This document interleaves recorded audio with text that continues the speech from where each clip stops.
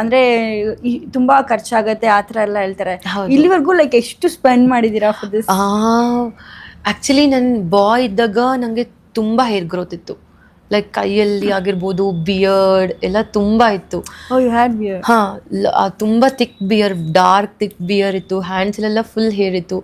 Laser treatment ಮಾಡಿಸೋ ದುಡ್ಡಲ್ಲಿ ನಾನು ಒಂದು ಹೊಸ ಕಾರ್ ತೊಗೋಬೋದಾಗಿತ್ತು. ಇವಾಗ ಕೂಡ ಲೇಸರ್ ಟ್ರೀಟ್ಮೆಂಟ್ ನಡೀತಾನೆ ಇದೆ. 3 ಮಂತ್ಸ್ 4 ಮಂತ್ಸ್ಗೆ ಒಂದ್ಸಲಿ ಲೇಸರ್ ಟ್ರೀಟ್ಮೆಂಟ್ ಮಾಡಿಸ್ತೀನಿ. ಬಟ್ ಅದ್ರ ಮೇಲೆ ತುಂಬ ಖರ್ಚಾಗಿದೆ. ಸ್ಕಿನ್ ಕೇರ್ ಮೇಲೇ ತುಂಬ ಖರ್ಚಾಗಿದೆ, ಅಪಾರ್ಟ್ ಫ್ರಮ್ ಸರ್ಜರೀಸ್. ಸೊ ಏನು ಮಾಡೋದಕ್ಕಾಗಲ್ಲ. ಆಗಿರ್ಬೋದು ಅಂತ. ಮಿನಿಮಮ್ ಲೇಸರ್ಗೆ ನಾನು ಇನ್ವೆಸ್ಟ್ ಮಾಡಿರೋದು ಮೇ ಬಿ 7 to 8 lakhs ಬರೀ ಹೇರ್ ರಿಮೂವಲ್ ಮೇಲೇ. ಓಕೆ. ಬಿಕಾಸ್ ಅಷ್ಟು ಥಿಕ್ ಹೇರ್ ಗ್ರೋತ್ ಇತ್ತು. ಅದು 10 to 12 ಸೆಷನ್ಸ್ 70,000-80,000. ಅದು 4 ಮಂತ್ಸಲ್ಲಿ ಮುಗ್ದೋಗುತ್ತೆ ಸೆಷನ್ಸ್. 10 to 12 sessions. ಅದನ್ನು 4 ಮಂತ್ಸ್ ಪ್ಯಾಕೇಜ್ ತೊಗೊತಾನೆ ಇರಬೇಕು. ಇಲ್ಲಾಂದರೆ ಹೇರ್ ಗ್ರೋತ್ ಆಗಕ್ಕೆ ಸ್ಟಾರ್ಟ್ ಆಗುತ್ತೆ. ಅದು ಹಾರ್ಮೋನ್ಸ್ ಮೇಲೆ depend. And surgeries, breast implant ಎಲ್ಲ ಬಂದು 1.5 lakh ಇಲ್ಲ 2 lakh ಅದರಲ್ಲಿ ಮುಗಿಯುತ್ತೆ. ಲೈಕ್ ಇವ್ ನಿಮ್ಗೆ ಏನೋ ಸ್ಕೀಮ್ಸ್ ಎಲ್ಲ ಇದು ಮಾಡಿ ಅಂದರೆ ಲೈಕ್ ತುಂಬ ಗೌರ್ಮೆಂಟಿಂದ ಮಾಡಿಸ್ತೀವಿ ಅಂತ ಅಂದರೆ 50,000 1 lakhಗೆ ಸರ್ಜರೀಸ್ ಎಲ್ಲ ಮಾಡ್ತಾರೆ. I don't know about that surgeries, ಅದು ಹೇಗಿರುತ್ತೆ ಅಂತೆಲ್ಲ. ಬಟ್ ನಾನು ಮಾಡಿಸಿರೋದು ಎಲ್ಲ ಲೈಕ್ ಥೈಲ್ಯಾಂಡ್ ಮತ್ತು ಬ್ರೆಸ್ಟ್ ಇಂಪ್ಲಾಂಟ್ ಎಲ್ಲ ಮುಂಬೈಲಿ. ಸೊ ಅದೆಲ್ಲ ಸ್ವಲ್ಪ ಧೈರ್ಯ ಮಾಡಿದ್ರಿ. ಫಸ್ಟ್ ಆಫ್ ಆಲ್ ನಮ್ಗೆ ಇಲ್ಲಿಂದ ನಮ್ಮ ಮನೆ ಬಿಟ್ಟು ಹೊರಗಡೆ ಹೋಗೋದಕ್ಕೆ ಅಥವಾ ಇಲ್ಲಿಗೆ ಬರೋದಕ್ಕೆ it will be like you just travelled around everywhere. And ನಾನು ಮತ್ತೆ ನಂದೊಬ್ಳು ಫ್ರೆಂಡ್ ಅಷ್ಟೇ, ಇನ್ಯಾರೂ ಇಲ್ಲ. ನಾನು ಸರ್ಜರೀಸ್ ಹೋದಾಗ ಟೈಮಲ್ಲೂ ಧೈರ್ಯ ಅಂದರೆ ನನ್ನ ಆಪ್ರೇಷನ್ ನೆಕ್ಸ್ಟ್ ಡೇ ಇವತ್ತು ಅಂದರೆ ನಾನು ಇವತ್ತೇ ಡಾಕ್ಟರ್.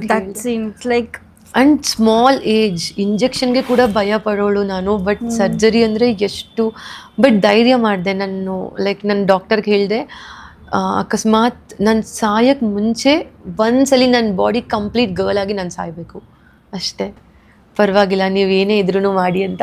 ಬಟ್ 4 hours ಎದ್ದು ಅನಸ್ತೇಷಿಯಾ ಪೇನಲ್ಲಿ ಕೂಡ ನಮ್ಮ ಬಾಡಿನ ನೋಡ್ಕೋತೀವಲ್ಲ, ಎಷ್ಟು ಖುಷಿ ಆಗುತ್ತೆ ಗೊತ್ತಾ ಅವಾಗ. Like oh God, this is now I am real girl. ಎಲ್ಲಿ ಮಾಡಿಸಿದ್ದೆ ಸರ್? ಮುಂಬೈಯಲ್ಲಿ.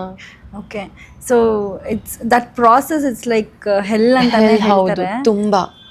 ಬಿಕಾಸ್ ಇವಾಗ ಸ್ಕಿನ್ ಇಷ್ಟು ಕಟ್ಟಾದ್ರೇ ಎಷ್ಟು ನೋವು ತಿಂತೀವಿ. ಜಸ್ಟ್ ಯಾವುದೋ ಒಂದು ಕಟ್ಟಾದ್ರೇ ಕಟ್ಟಾಗೋಯ್ತು ಕಣೋ, ತುಂಬ ನೋವ್ತಾ ಇದೆ, ಅದು ಇದು ಅಂತೆಲ್ಲ. ಬಟ್ ಯೋಚನೆ ಮಾಡಿ, we will every trans women in her life they will cut private parts and they will go through hell lot of pain. ಅದು 3-4 months ಕಂಪ್ಲೀಟ್ ಬೆಡ್ ರೆಸ್ಟ್.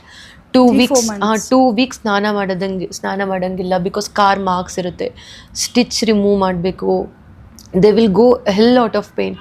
ಅದರಲ್ಲಿ ನಾನು ತುಂಬ ಜನ ನನ್ನ ಫ್ರೆಂಡ್ಸಿಗೆ ಹೇಳ್ತೀನಲ್ಲ, ಸೊಸೈಟಿ ಕೊಡೋ ನಮಗೆ ಪೇಯ್ನ್ ಮುಂದೆ ಸರ್ಜರಿ ಪೇಯ್ನ್ ಏನೂ ಇಲ್ಲ ಅನಿಸ್ಬಿಡುತ್ತೆ ಗೊತ್ತಾ. ಬಿಕಾಸ್ ಸ್ಕಾರ್ ಮಾರ್ಕ್ 2-3 ತಿಂಗಳು ನೋವು ತಡ್ಕೊಂಡು ಸುಮ್ಮನಾಗ್ಬಿಡ್ತೀವಿ. ಬಟ್ ಚುಚ್ಚಿ ಮಾತಾಡ್ತಾರೆ, ಆ ಮನಸ್ಸಿಗೆ ನೋವಾಗುತ್ತಲ್ಲ, ಆ ಮನಸ್ಸಿಗೆ ಆಗೋ ಪೇಯ್ನ್, ಅದಕ್ಕೆ ಎಷ್ಟು ಸ್ಟಿಚ್ ಆದ್ರೂ ಅದು ಸರಿ ಹೋಗಲ್ಲ.